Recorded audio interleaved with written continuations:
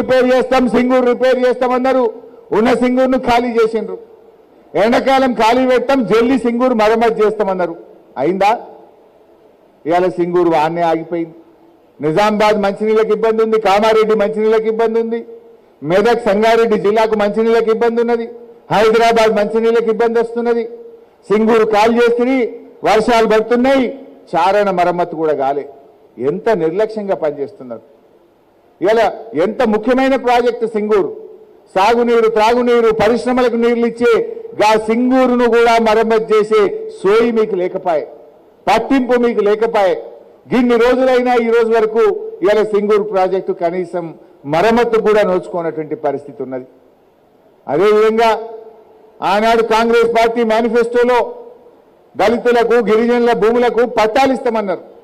SC ఎస్టీలకు, assigned భూములకు, బీసీల భూములకు పట్టాలు ఇస్తామన్న కాంగ్రెస్ ఇవాళ వాళ్ళ భూములన్నీ గుంజుకుంటున్నారు. ఒక సంగారెడ్డి నియోజకవర్గంలో 700 ఎకరాల అసైన్డ్ భూమిని ఇవాళ ఎస్సీ ఎస్టీల దగ్గర లాక్కుంటా ఉన్నారు. రాష్ట్ర వ్యాప్తంగా రేవంత్ రెడ్డి గారు ఈ 2.5 సంవత్సరాల్లో 50,000 ఎకరాల ఎస్సీ ఎస్టీ భూములు లాక్కున్నాడు. చెప్పిందేమో పట్టాలు ఇస్తామని, చేసిందేమో ఉన్న భూములు గుంజుకుంటా ఉన్నారు. 50,000 ఎకరాలు లాక్కున్నారు. నువ్వు పట్టా భూములతో సమానంగా డబ్బులు ఇస్తున్నావా? మార్కెట్లో ఇదే సంగారెడ్డిలో 3 కోట్లకు ఎకరం ఉన్నది, వాళ్ళకి 70 లక్షలు ఇస్తాం, 40 ఇస్తాం, 50 ఇస్తామని గుంజుకుంటున్నారు. అంటే ఈ రకంగా దళిత గిరిజనులను కూడా మోసం చేస్తూ ఉన్నారు. మా ఉద్యోగులు ఇవాళ వాళ్ళకు 6 డిఏలు పెండింగ్, పిఆర్సీ ముచ్చటనే మాట్లాడతలేరు, రిటైర్డ్ ఉద్యోగులకు బకాయిలు వస్తలేవు, విద్యార్థులకు ఫీజు రియంబర్స్మెంట్ వస్తలేదు, మాటలేమో కోటలు దాటుతాయి. ఇలా ఈ కాంగ్రెస్ గవర్నమెంట్ వచ్చిన తర్వాత మనం ఒకసారి ఆలోచిస్తే ఫీజు రియంబర్స్మెంట్ 12,000 కోట్ల రూపాయలు బాకీ పడ్డది.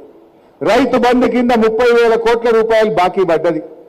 ఆరోగ్యశ్రీ బకాయిలు కూడా ఈ రోజు వరకు చెల్లిస్తున్నటువంటి పరిస్థితి లేదు. అవ్వా తాతలకు 4,000 పెన్షన్ అని మోసం చేసిండ్రు. అక్క చెల్లెలకు 2,500 మోసం చేసిండ్రు. ఇవాళ మీరు చెప్పాలి అక్క చెల్లెలకు ఎట్లా ఎస్ఐఆర్ ప్రోగ్రాంలో పోతారు. ఇప్పుడు కాంగ్రెస్ వచ్చి 31 నెలలు అయింది. నెలకు 2,500 అంటే ప్రతి అక్కకు చెల్లెకు 77,500 రూపాయలు రేవంత్ రెడ్డి బాకీ పడ్డాడు. చెప్పింది కదా, 1 కోటి మంది మహిళల్ని కోటీశ్వరులు చేస్తా అన్నాడు. నీ కోటీశ్వరుడు సంగతి తర్వాత, నువ్వు ఇస్తారన్న 1,00,000 రూపాయలు అయితే ఇచ్చేసాయి. నెలకు 2,500 ఇస్తే ప్రతి చెల్లె, ప్రతి అక్క లక్షాధికారాన్ని అవుతుంది కదా. గదియవే రేవంత్ రెడ్డి. నిన్న మూసి సుందరీకరణకు నిన్న కేబినెట్ ఆమోదం తెలిపింది. పొద్దుగాల పేపర్ చదివితే ఆ కేబినెట్లో కూడా అంత రచ్చరచ్చ అయిందట. ఏంది రచ్చ? అరే మూసికి నీళ్ళు ఆడికెళ్ళి తెస్తావు, మల్లన్న సాగర్కి వెళ్ళి తెస్తా. మల్లన్న సాగర్ ఎవరు కట్టిండ్రు? కేసీఆర్ కట్టిండు. మల్లన్న సాగర్ ఎక్కడిది? కాళేశ్వరం ప్రాజెక్టులో అంతర్భాగం. అరే నిన్నటిదాకా కాళేశ్వరం కూలిందని మనమేంటివి? మళ్ళీ ఇప్పుడు కాళేశ్వరం నీళ్లు తెచ్చి మూసిలో పోతే సెల్ఫ్ గోల్ కొట్టుకున్నట్టు కాదా బీఆర్ఎస్ నూకుంటారా అని ఒక మంత్రి అడిగిండట. అరే నువ్వేమో నువ్వు ప్రతిపక్షం అడిగినట్టు అడుగుతున్నావు అంటుండట. ఇది పేపర్లు వచ్చిన మాట చెప్తున్నా నేను. కాళేశ్వరం కూలిందంటివి. కాళేశ్వరంలో భాగంగా కట్టిన మల్లన్న సాగర్ నుంచి మూసికి నీళ్లు తీసుకుపోతా అందులో పోస్తా అంటే ఎవరి చెవులు పువ్వు పెడుతున్నావు రేవంత్ రెడ్డి?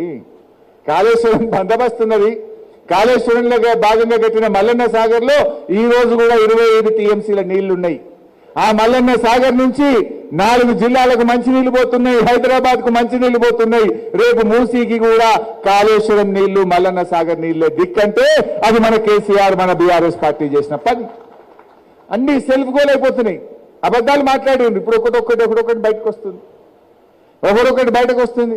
మల్లన్న సాగర్ ఎవరు కట్టి? రేవంత్ రెడ్డి అయ్య గిట్ట కట్టిండా? కాంగ్రెస్ గవర్నమెంట్ గిట్ట కట్టిందా? కేసీఆర్ కట్టిండు, బీఆర్ఎస్ కట్టింది.